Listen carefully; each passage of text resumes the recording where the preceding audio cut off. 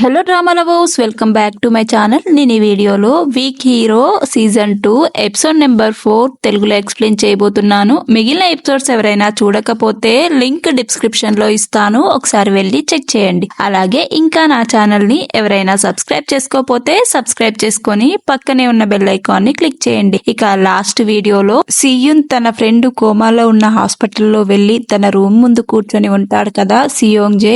సియున్ దగ్గరికి వెళ్లి మనం బయటికి వెళ్లి మాట్లాడుకుందాం పదా అని సియున్ ని తీసుకుని వస్తాడు కదా. ఇక అక్కడ నుంచి సియున్ ని బేగ్జిన్ దగ్గరికి తీసుకుని వస్తూ ఉంటాడు.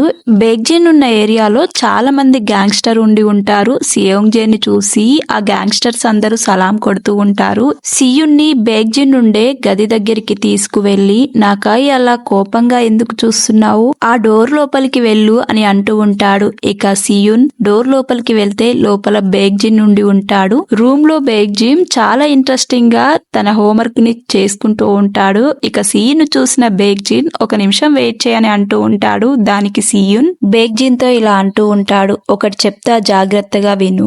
నీకు బాకుకు మధ్యలో ఏం జరుగుతుందో నాకు తెలియదు, కానీ మీ గ్యాంగ్ లో నుంచి ఎవరైనా మరొకసారి హాస్పిటల్ కి వస్తే అందర్నీ చంపేస్తా అని అంటూ ఉంటాడు.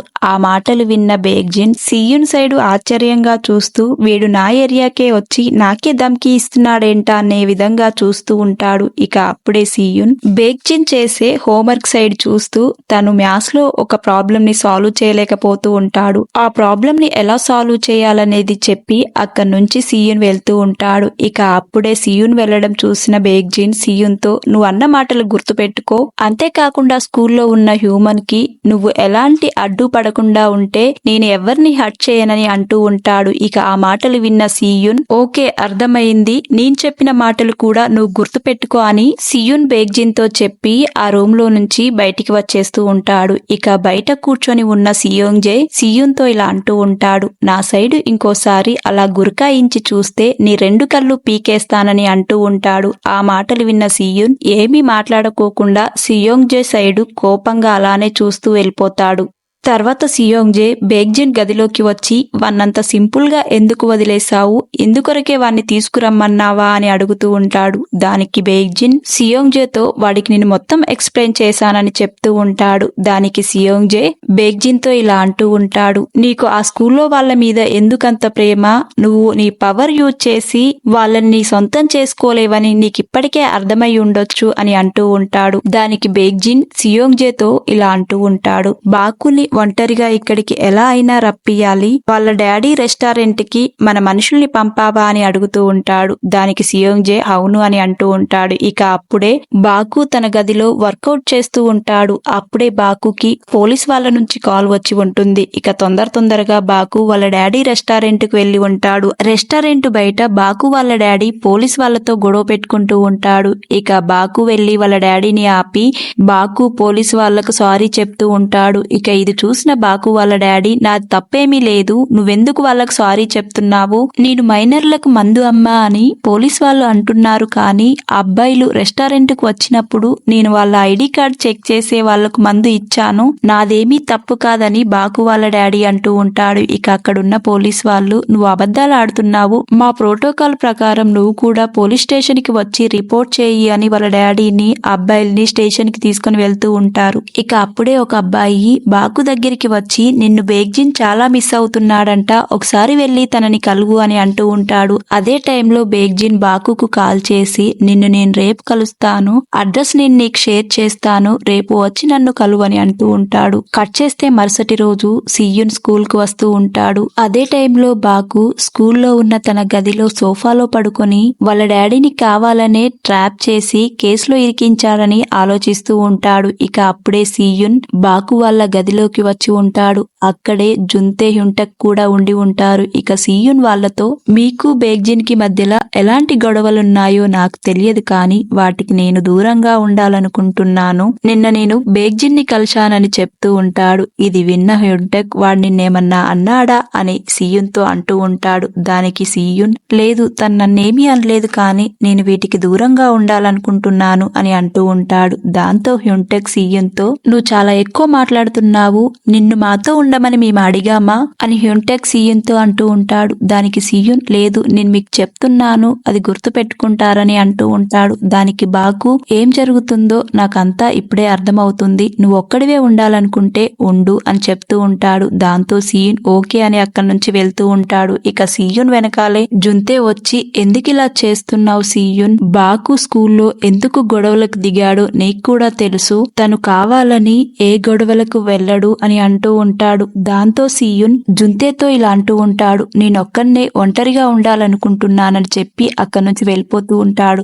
ఇక జుంతే కూడా ఏమీ మాట్లాడుకోకుండా అలానే చూస్తూ ఉంటాడు. ఇక స్కూల్ అయిపోయాక సియున్ ఇంటికి వెళ్తూ ఉంటాడు. అదే టైంలో బేగ్జిన్ మనుషులు కొంతమంది స్కూల్ వైపుగా నడుచుకుంటూ వెళ్తూ ఉంటారు. ఇక దారి మధ్యలో సియున్ కనిపించడంతో నీ ఫ్రెండ్స్ ఎక్కడున్నారని వాళ్ళు సియున్ ని అడుగుతూ ఉంటారు. దానికి సియున్ ఎందుకు అని అంటూ ఉంటాడు. ఇక ఆ అబ్బాయిల్లో నుంచి ఒక అబ్బాయి సియున్ ఫోటో చూపిస్తూ బేగ్జిన్ ఇతని జోలికి వెళ్ళొద్దని చెప్పాడు, వెళ్దాం పదా అని వాళ్ళు అక్కడి నుంచి వెళ్తూ ఉంటారు. ఇక సియున్ అక్కడి నుంచి ఇంటికి వస్తూ ఉంటాడు. అదే టైంలో బాకు హ్యున్టెక్ జుంతే స్కూల్ నుంచి బయటికి వస్తూ ఉంటారు. హ్యున్టెక్ జుంతేతో సియున్ ఎక్కడున్నాడు అని అడుగుతూ ఉంటాడు. దానికి జుంతే స్కూల్ అయిపోయిన వెంటనే వెళ్ళిపోయాడని చెప్తూ ఉంటాడు. ఇది విన్న హ్యున్టెక్ ఎందుకిలా చేస్తున్నాడు నాకు అర్థం కావట్లేదు, నువ్వు మాట్లాడావా వాడితో అని అంటూ ఉంటాడు. దానికి జుంతే కూడా నాకు కూడా ఏమీ చెప్పలేదు అని అంటుండడంతో బాకు అప్పుడే హ్యున్టెక్ జుంతేతో నాకు కొంచెం పని ఉంది, నేను మిమ్మల్ని రేపు కలుస్తానని చెప్పి అక్కడి నుంచి వెళ్తూ ఉంటాడు. ఇక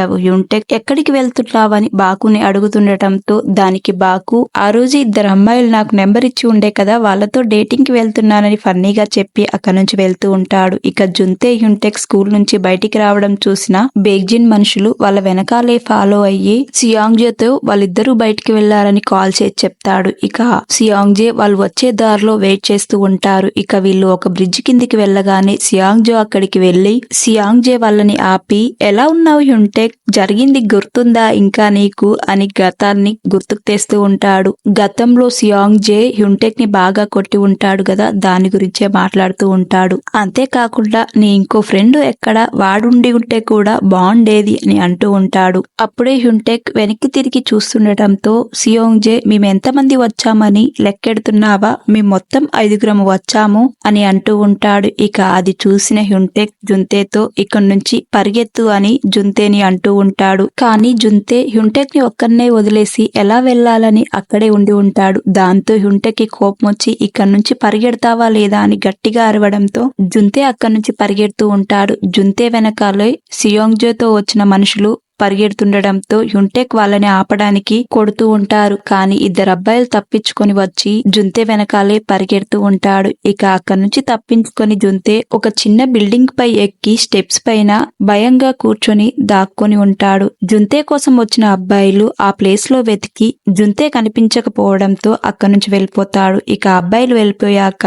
జుంతే బాకుకు కాల్ చేస్తాడు. బాకు ఫోన్ కలవకపోవడంతో సియున్ కి కాల్ చేస్తాడు. సియున్ కాల్ ఆన్సర్ చేయకపోవడంతో నువ్వు జాగ్రత్తగా వెళ్తున్నావా అని మెసేజ్ సెండ్ చేసి ఉంటాడు. ఇక ఆ మెసేజ్ ని చూసిన సియున్ తిరిగి జుంతేకి కాల్ చేసి నువ్వు నాకు కాల్ ఎందుకు చేశావని అడుగుతూ ఉంటాడు. దానికి జుంతే నువ్వు జాగ్రత్తగా వెళ్ళావో లేదో కనుక్కోవడానికి చేశాను అని అంటూ ఉంటాడు. ఇక అప్పుడే జుంతే కోసం వెతుకుతున్న బేగ్జిన్ మనుషులు జుంతే కాల్ మాట్లాడడం విని పైకి వచ్చి జుంతేని లాక్కుంటూ వెళ్తూ ఉంటారు. ఇక ఫోన్ లో వాళ్ళ మాటలు విన్న సియున్ జుంతేని ఎవరో లాక్కెళ్తున్నారని సియున్ కి అర్థమయ్యి తొందరగా స్కూల్ వైపు పరిగెడుతూ ఉంటాడు. అదే టైంలో బాకు స్కూల్లో నుంచి వచ్చి అక్కడి నుంచి డైరెక్ట్ గా బేగ్జిన్ ని కలవడానికి బేగ్జిన్ ఉన్న ప్లేస్ కి వస్తాడు. బేగ్జిన్ రూమ్ బయట ఉన్న కొంతమంది అబ్బాయిలతో బేగ్జిన్ ఎక్కడున్నాడని అడుగుతూ ఉంటారు. ఇక అది విన్న వాళ్ళు బేగ్జిన్ ని పేరు పెట్టి పిలుస్తున్నావేంటి, సార్ అనాలి అని అంటూ ఉంటారు. ఇది విన్న బాకుకు చాలా కోపం వచ్చి తన పక్కనే ఉన్న బాల్ ని వాళ్ళ మీదికి విసిరేసి ఎక్కడున్నారో చెప్పని గట్టిగా అనడంతో వాళ్ళు రూమ్ చూపిస్తారు. ఇక బాకు బేగ్జిన్ గదిలోకి వచ్చి